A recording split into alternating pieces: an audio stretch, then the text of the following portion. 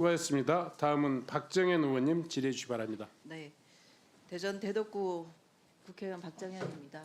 후보님 어쨌든 축하드립니다. 어떻게 될지는 알 수 없지만 후보로 올라오신 거는. 근데 후보님 지금 극우 세력들이 선관위를 부정선거의 온상으로 보고 지속적으로 지금 공격을 하고 있어요. 그래서 이런 상황에서 중앙선거관리위원 후보가 되신 거가 굉장히 어깨가 무거우실 것 같아요. 예, 맞습니다. 네, 영상 하나 보시죠.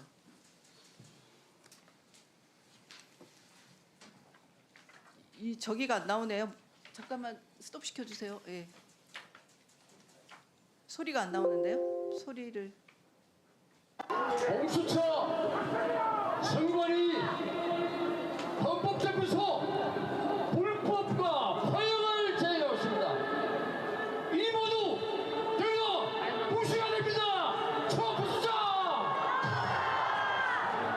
네, 불법을 자행하는 선관위를 처부수자고 얘기하시는 분이 지금 국민의힘 현역 의원이세요. 네, 한숨밖에 좀 안 나오는데요. 중앙선거관리위원 후보자로서 선관위 까부셔야 된다 하는 저 발언에 대해서 어떻게 생각하시나요? 적절하지 않은 발언이라고 생각을 하고 있습니다. 저는 이런 발언들이 결국은 내란 사태를 지속시키는 거라고 보여지거든요. 지금 온 국민들은 내란 상황이 빨리 종식되기를 원하지 않습니까?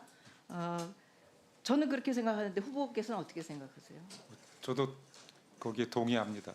네, 이 발언들은 더 이상 하면 안 되겠죠, 그죠? 예, 더군다나 그렇습니다.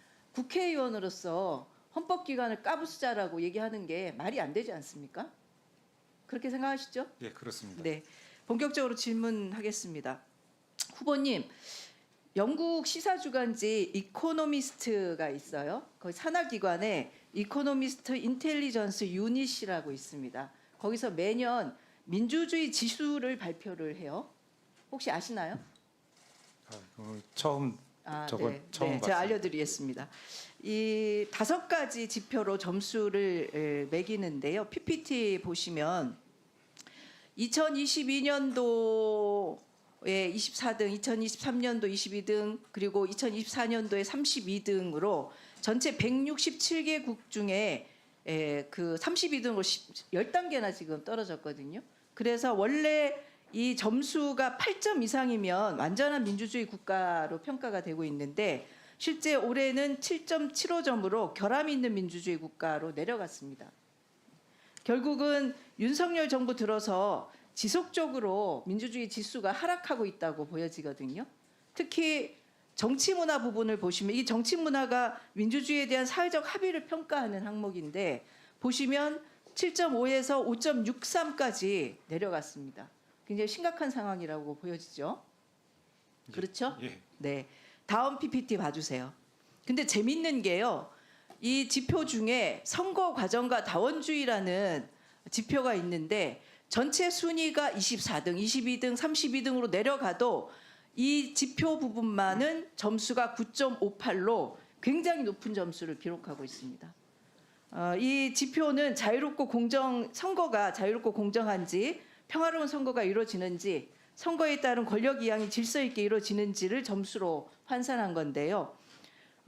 부정선거에 경도돼서 비상계엄도 하고 그리고 선관위에 군대도 보낸 윤석열 정부에서 그 다른 데는 다 지수가 민주주의 지수가 내려갔는데 유독 집권기간의 선거에서는 문제가 없다는 이것은 국제사회가 증명해 준 거라고 저는 생각하거든요.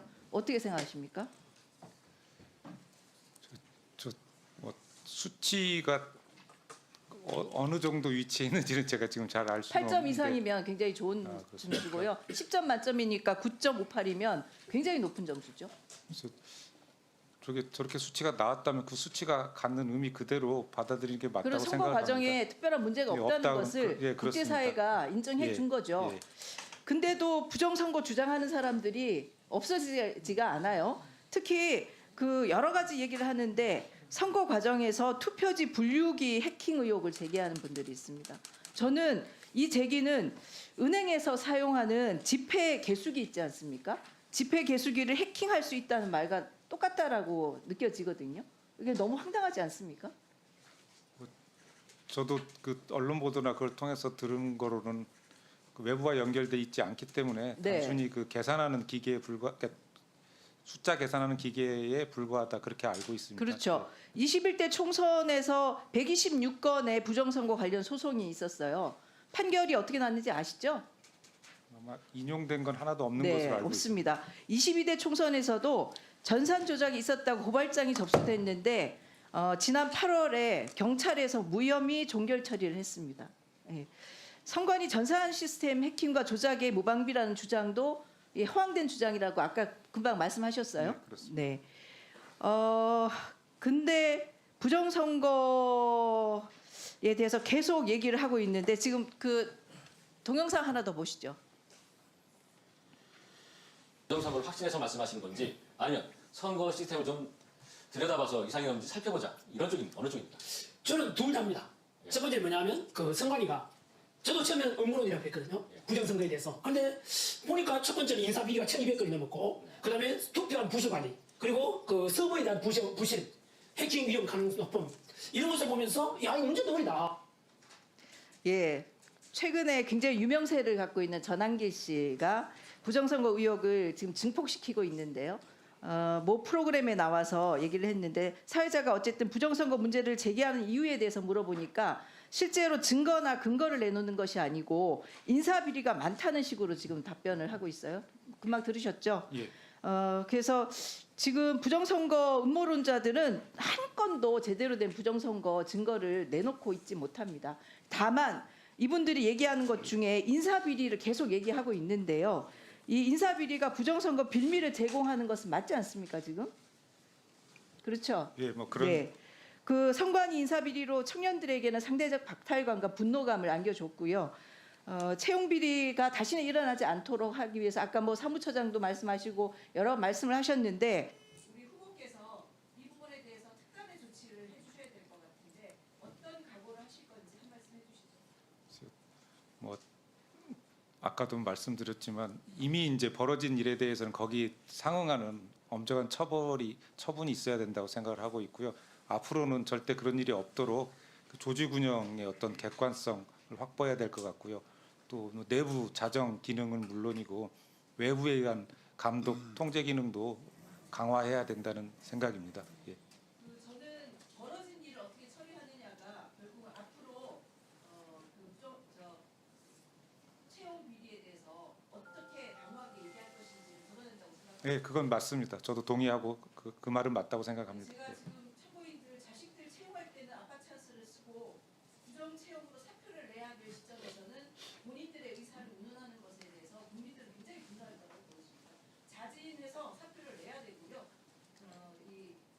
부정 채용한 사람들은 반드시 쫓아내야 된다고 생각합니다. 그 부분을 엄중하게 해주시기 바랍니다. 예, 잘 알겠습니다. 네. 다음은 김종양 의원님 질의해 주시기 바랍니다.